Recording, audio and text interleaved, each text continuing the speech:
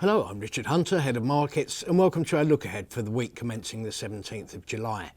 It's been a fairly positive week for US stocks in particular. There have been a couple of cooler than expected inflation readings, which is basically now getting us to a situation where a soft landing is being priced in. There's still resilience across the labour market, for example, and the interest rate rises hitherto do not seem to have been over extending the US economy. So US markets have been on something of a tear. After a weak start to the trading week, the FTSE 100 also recovered a bit of ground, partly on the basis of that improving sentiment from the States, but still remaining some way off the highs that we saw for the FTSE 100 in February. So in the year to date, the Dow Jones in the States is currently up by 3.8%. The S&P 500 is up by 17.5%. The Nasdaq has now extended its gains for the year to 35%. And very unusually, the FTSE 100 is actually unchanged for the year, just a couple of points away from where it started. Looking to next week, there's probably three stocks worthy of a look. The first one is Ocado. It's got its half-year numbers.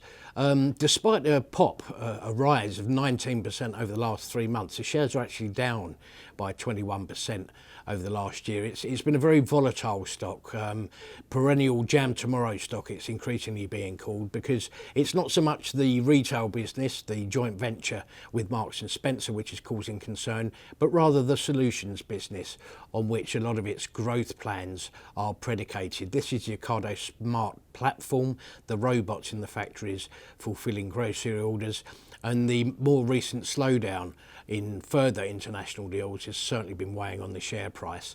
There's also a first quarter update from International Distributions Services.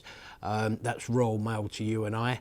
Share price down about 5% over the last year, which isn't a bad performance considering some of the things it's been up against, not least of which, of course, is the strike action that it's been seeing and the ongoing negotiations with the unions around pay.